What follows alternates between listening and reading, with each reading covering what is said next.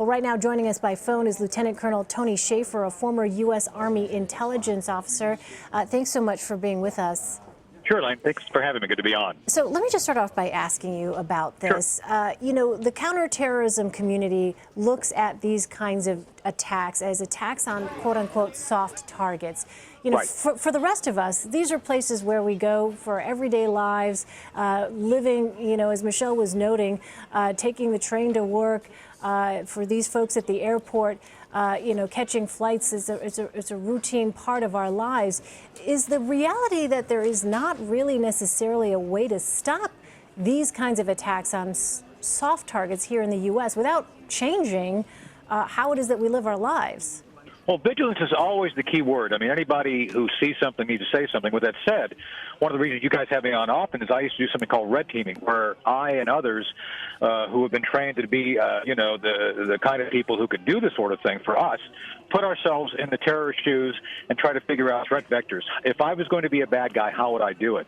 So therefore, you do have people like me out there now trying to posit, trying to think through what are they going to do, how are they going to do it, and how do we get ahead of them. And that's the second factor, good intelligence. I think one of the notable things is there have been a number of things we've done to break up attacks ahead of time. We have to be right all the time. The terrorists only have to be right once. So this is a challenge that we all face as the intelligence officers and operations officers in the special operations community every day. So can we do something? Absolutely. What can be done is being done, but is it always enough? Not necessarily. So this is the key. The combination of good policing, NYPD, you guys just talked about it. I've met with them. I've actually been right along with one of their units one time, and they're on top of it.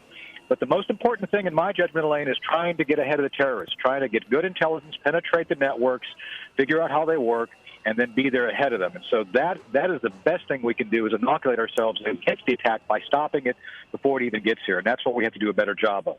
Well, right now, as you know, the search is on in Belgium for this third suspect, the person that was seen on that CCTV video at the airport. What are your thoughts on that? From what we've heard, you see in that photo there, it looks as though the two men to the left had black gloves only on their left hands. And there you see on the right is the person that Belgium authorities are asking the public's help in finding that person.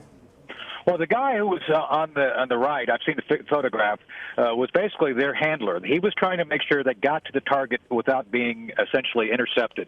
I suspect he was probably armed. His job is to make sure that they were marshaled, they were brought through, and then they were brought in. The guys with the gloves, those are fail-safe devices. That's why you can't see their hand. It's not an homage to Michael Jackson. It is serious stuff. And that tells me two things. First, once you put your hand on there and clap down, that bomb's going to go off no matter what. And the idea is if you get shot and you fall over, you don't have to worry about clasping at the last second. It automatically goes off. That tells me it's a very sophisticated operation. They have thought this through.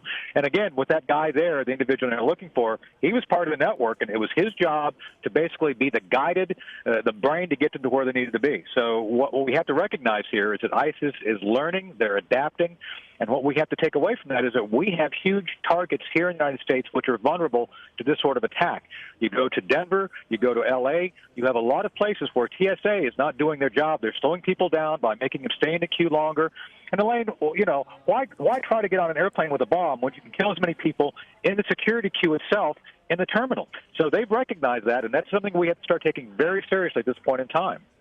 Two things then, Colonel. What does it tell you that Belgium authorities, though, are asking for the public's help on this, that, they're putting his picture out there. Right. They're doing this very sort of public all call for anyone who might have any bit of information.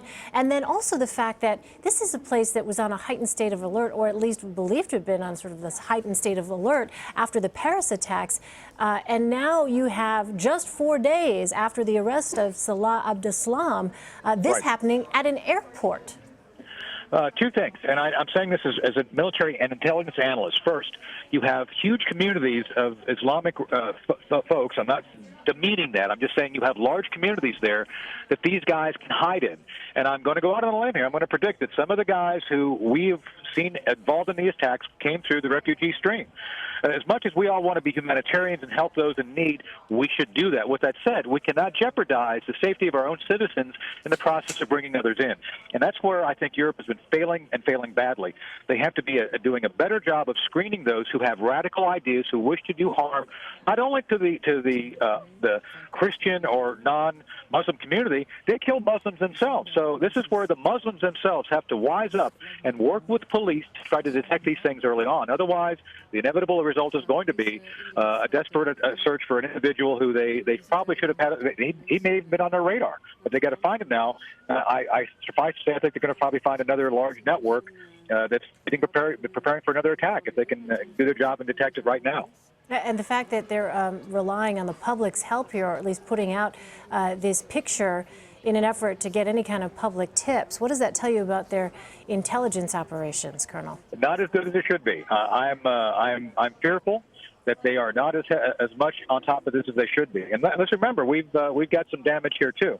John Brennan admitted right after the Paris attack that we had intelligence we had failed to share with the French. So this is where President Obama is completely correct. We have to do a much better job of sharing, of working together, and coming together as a global community to recognize that these people are a death cult and they're out to kill us all.